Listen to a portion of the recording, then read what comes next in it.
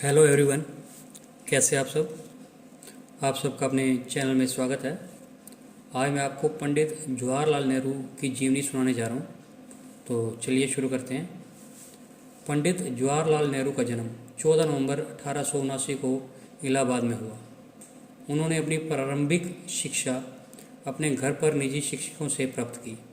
15 साल की उम्र में वे इंग्लैंड चले गए और हैरो में 2 साल रहने के बाद उन्होंने कैम्ब्रिज विश्वविद्यालय में प्रवेश लिया, जहां से उन्होंने प्राकृतिक विज्ञान में स्नातक की डिग्री प्राप्त की। 1912 में वे भारत लौटने के बाद सीधे राजनीति से जुड़ गए। यहाँ तक कि छात्र जीवन के दौरान भी वे विदेशी हुकूमत के अधीन देशों के स्वतंत्रता संघर्ष में रुचि रखते थे।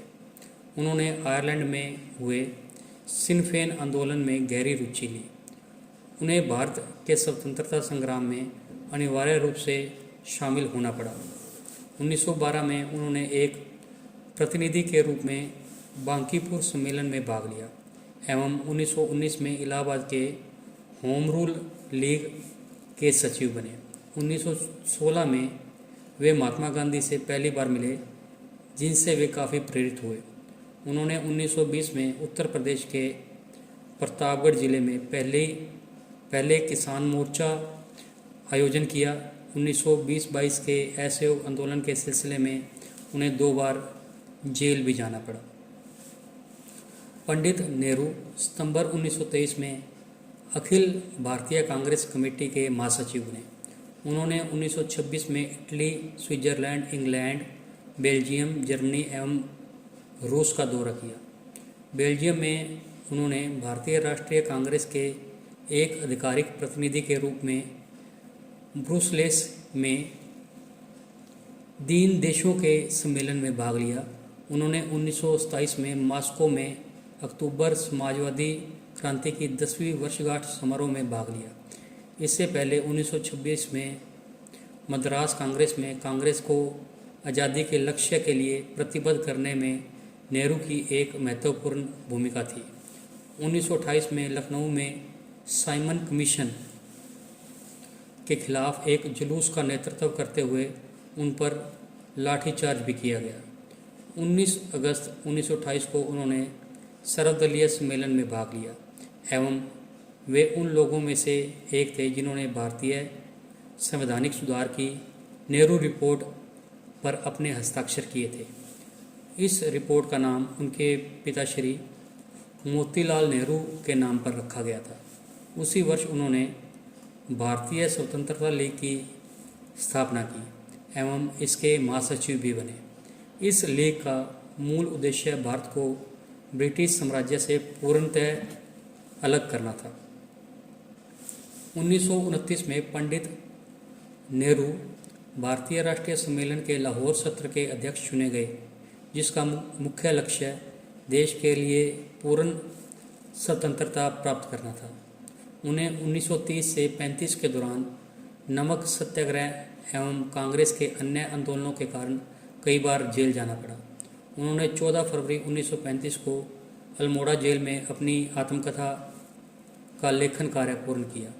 रिहाई के बाद वे अपनी बीमार पत्नी को देखने के लिए स्विट्जरलैंड गए एवं उन्होंने फरवरी-मार्च 1936 में लंदन का दौरा किया।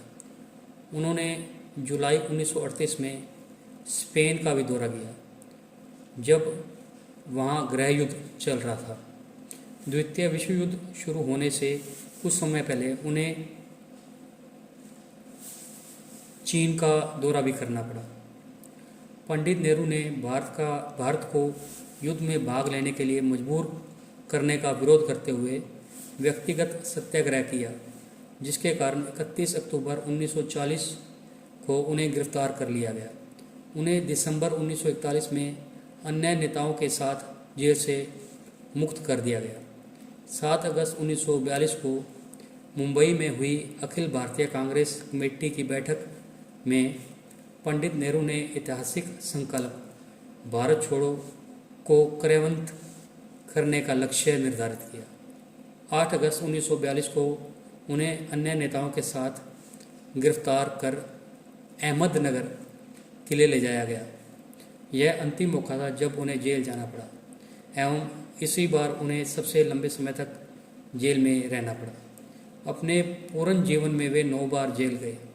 जनवरी 1945 में अपनी रिहाई के बाद उन्होंने राजद्रोह का आरोप झेल रहे आईएनए के अधिकारी एवं व्यक्तियों का कानूनी बचाव किया। मार्च 1946 में पंडित नेहरू ने दक्षिण पूर्व एशिया का दौरा किया। 6 जुलाई 1946 को वे चौथी बार कांग्रेस के अध्यक्ष चुने गए। फिर 1951 से 54 तक 3 बार और वे इस पद के लिए चुन लिए गए। तो आपको नेहरू जी की जीवनी कैसी लगी और क्या आप ये सब नेहरू जी के जीवन के बारे में जानते थे?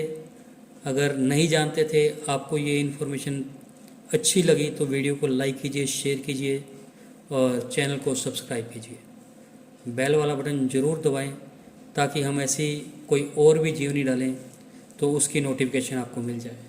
Thank you.